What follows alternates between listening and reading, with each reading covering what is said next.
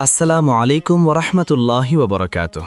প্রিয় দর্শক, মানুষ স্বভাবতই সৌন্দর্য পিপাসু। আমরা সবাই সুন্দর একটি বাড়ি চাই, চমৎকার একটি বাগান চাই এবং পরিষ্কার পরিচ্ছন্ন পরিবেশে বসবাস করতে চাই। দুনিয়ার এই ক্ষণস্থায়ী জীবনে আমরা যতই সুন্দর কিছু তৈরি করি না কেন, তাতে কোনো না কোনো ত্রুটি থেকেই যায়। দুনিয়ার মাটি একসময় কাদায় পরিণত হয়, ধুলোবালিতে আমাদের শরীর ও পোশাক নোংরা হয়ে যায়। কিন্তু আপনি কি কখনো ভেবে দেখেছেন আল্লাহ সুবহানাহু ওয়া তাআলা মুমিনদের জন্য যে চিরস্থায়ী আবাসস্থল জান্নাত প্রস্তুত করে রেখেছেন, সেই জান্নাতের মাটি কেমন হবে? আজকের ভিডিওতে আমরা পবিত্র কোরআন ও সহিহ হাদিসের আলোকে জান্নাতের মাটির এক বিস্ময়কর ও মনোমুগ্ধকর বর্ণনা জানব, যা শুনলে আপনার হৃদয়ে জান্নাতে যাওয়ার জন্য ব্যাকুল হয়ে উঠবে ইনশাআল্লাহ। তাই ভিডিওটি শেষ পর্যন্ত দেখার অনুরোধ রইল। পবিত্র কোরআনে আল্লাহ তাআলা জান্নাতের বর্ণনা দিতে গিয়ে বারবার বলেছেন, জান্নাত এমন এক স্থান যার তলদেশ দিয়ে নদীসমূহ প্রবাহিত। আল্লাহ সেখানে দুধ, মধু, সুমিষ্ঠ পানি এবং পবিত্র পানীয়ের ঝর্ণাধারার কথা উল্লেখ করেছেন। কিন্তু জান্নাতের মাটি বা এর ভূমির সুনির্দিষ্ট ও বিস্তারিত বর্ণনা আমরা পাই আমাদের প্রিয় নবী রাসূলুল্লাহ সাল্লাল্লাহু আলাইহি ওয়াসাল্লামের একাধিক সহিহ হাদিস থেকে। জান্নাতের কোনো কিছুই দুনিয়ার মতো নয়। প্রখ্যাত সাহাবী আব্দুল্লাহ ইবনে আব্বাস রাদিয়াল্লাহু তাআলা আনহু বলেছেন, দুনিয়ার বস্তুর সাথে জান্নাতের বস্তুর কেবল নামেই মিল আছে, কিন্তু বাস্তবে এর গুণাগুণ সম্পূর্ণ ভিন্ন ও কল্পনাতীত। দুনিয়ার মাটিতে যখন আমরা হাঁটি তখন ধুলোবালিতে আমাদের পা নোংরা হয়, কিন্তু জান্নাতের মাটির প্রথম বৈশিষ্ট্য হল এটি দুনিয়ার কোনো সাধারণ মাটি নয়। এটি পৃথিবীর সবচেয়ে মূল্যবান এবং সুগন্ধি বস্তু কস্তুরী বা মিস্ক দিয়ে তৈরি। সহিহ বুখারী ও মুসলিমের একটি বিখ্যাত হাদিসে এসেছে, রাসূলুল্লাহ সাল্লাল্লাহু আলাইহি ওয়াসাল্লাম মেরাজের রাতের ঘটনা বর্ণনা করতে গিয়ে বলেন, অতঃপর আমাকে জান্নাতে প্রবেশ করানো হলো। সেখানে আমি দেখলাম জান্নাতের গম্বুজগুলো মণি মুক্তার তৈরি, আর তার মাটি হল খাঁটি কস্তুরী বা মিস্ক। সহিহ বুখারী 3437। প্রিয় দর্শক, একবার কল্পনা করুন, কস্তুরী হল দুনিয়ার সবচেয়ে দামি সুগন্ধি, যা হরিণের নাভি থেকে সংগ্রহ করা হয়। মানুষ কয়েক ফোঁটা কস্তুরী পাওয়ার জন্য হাজার হাজার টাকা খরচ করে, আর সেই কস্তুরী হল জান্নাতের ধূলিকণা বা মাটি।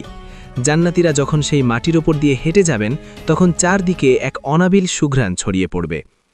জান্নাতের মাটি সম্পর্কে আরও বিস্ময়কর তথ্য পাওয়া যায় সুনান আত-তিরমিজির একটি হাদিস থেকে, যেখানে জান্নাতের মাটিকে জাফরানের সাথে তুলনা করা হয়েছে। দুনিয়াতে জাফরান হল সবচেয়ে দামি মশলা ও সুগন্ধি, যার রং অত্যন্ত আকর্ষণীয় এবং ঘ্রাণ মনোমাতনীয়। প্রখ্যাত সাহাবী আবু হুরায়রা রাদিয়াল্লাহু তাআলা থেকে বর্ণিত, তিনি বলেন, আমরা একবার রাসূলুল্লাহ সাল্লাল্লাহু আলাইহি ওয়াসাল্লামকে জিজ্ঞাসা করলাম, হে আল্লাহর রাসূল, জান্নাতের নির্মাণশৈলী কেমন? রাসূলুল্লাহ সাল্লাল্লাহু আলাইহি ওয়াসাল্লাম উত্তরে বললেন, এর একটি ইঁট স্বর্ণের এবং একটি ইঁট রৌপের। এর গাঁথনির মশলা অর্থাৎ ইঁটের মাঝখানে যে সিমেন্ট বা আঠা ব্যবহার করা হয়, তা হল সুগন্ধিযুক্ত খাঁটি কস্তুরী। এর নুড়ি পাথর হল মণিমুক্তা ও ইয়াকুত বা চুনি পাথর, এবং এর মাটি হল জাফরান। যে ব্যক্তি সেখানে প্রবেশ করবে সে চির সুখী হবে, কখনো হতাশ বা দুঃখিত হবে না। সে চিরকাল সেখানে থাকবে, কখনো মারা যাবে না। সুনান আত-তিরমিজি 2526। সুবহানাল্লাহ! একবার ভাবুন তো, সেই প্রাসাদের কথা যার গাঁথনিতে সিমেন্টের বদলে ব্যবহার করা হয়েছে কস্তুরী, আর যে প্রাসাদের আঙিনার মাটি হল খাঁটি জাফরানের। দুনিয়ার রাস্তায় হাঁটতে গেলে অনেক সময় কাঁকর বা নুড়ি পাথর আমাদের পায়ে ফুটে ব্যথা দেয়, কিন্তু জান্নাতের নুড়ি পাথরগুলো কেমন হবে? উপরের হাদিসটিতে আমরা জেনেছি জান্নাতের মাটির নুড়ি পাথরগুলো সাধারণ কোনো পাথর নয়, সেগুলো হলো চকচকে মণিমুক্তা এবং লাল রঙের মূল্যবান ইয়াকুত বা চুনি পাথর। জান্নাতীরা যখন এই মণিমুক্তার ওপর দিয়ে হেঁটে বেড়াবেন, তখন তাদের পায়ে কোনো আঘাত লাগবে না, বরং এটি তাদের জন্য এক অভাবনীয় প্রশান্তি ও রাজকীয় অনুভূতির সৃষ্টি করবে। জান্নাতের মাটির আরেকটি চমৎকার বৈশিষ্ট্য হল এর শুভ্রতা বা সাদা রং। এটি এতই পবিত্র ও পরিষ্কার যা তা মানুষের চোখকে শীতল করে দেয়। মুসনাদে আহমদ ও ইবনে হিব্বানের একটি বর্ণনায় এসেছে, নবী সাল্লাল্লাহু আলাইহি ওয়াসাল্লাম বলেছেন, জান্নাতের মাটি সাদা আটার বা ময়দার মতো ধবধবে এবং তা খাঁটি কস্তুরীর সুগন্ধময়ী। দুনিয়ার কাদামাটি আমাদের কাপড় নষ্ট করে দেয়, কিন্তু জান্নাতের শুভ্র সুগন্ধি মাটি জান্নাতীদের পোশাকে লাগলে তা পোশাকের সৌন্দর্য ও সুবাসকে আরও বহুগুণ বাড়িয়ে দেবে। সেখানে কোনো ময়লা, আবর্জনা বা দুর্গন্ধের অস্তিত্ব থাকবে না। সব কিছুই হবে নিষ্কলুষ, পবিত্র এবং সুবাসিত। প্রিয় দর্শক, আল্লাহ সুবহানাহু ওয়া তাআলা এবং তার রাসূল সাল্লাল্লাহু আলাইহি ওয়াসাল্লাম আমাদেরকে জান্নাতের এই নিখুঁত বর্ণনাগুলো কেন দিয়েছেন জানেন? শুধু কি গল্প শোনার জন্য?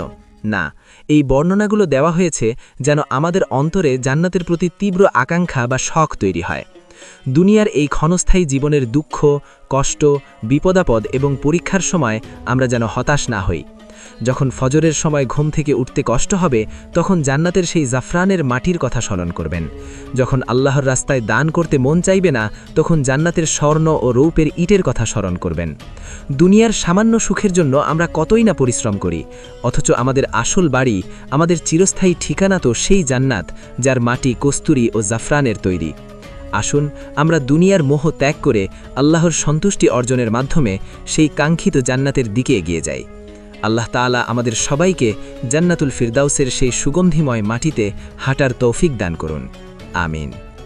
ভিডিওটি যদি আপনাদের ভালো লেগে থাকে এবং ঈমানি চেতনাকে জাগ্রত করে থাকে, তাহলে একটি লাইক দিন, আর এই সুন্দর দ্বীনি আলোচনাগুলো অন্যের কাছে পৌঁছে দিতে ভিডিওটি বেশি বেশি শেয়ার করুন, কারণ ভালো কাজের পথ দেখানো ব্যক্তিও ভালো কাজ করার সমান সওয়াব পান। আমাদের চ্যানেলটি সাবস্ক্রাইব করে পাশেই থাকুন। দেখা হবে পরবর্তী ভিডিওতে নতুন কোনো ইসলামিক বিষয় নিয়ে। ততক্ষণ পর্যন্ত মহান আল্লাহ আপনাদের সবাইকে ভালো রাখুন, সুস্থ রাখুন।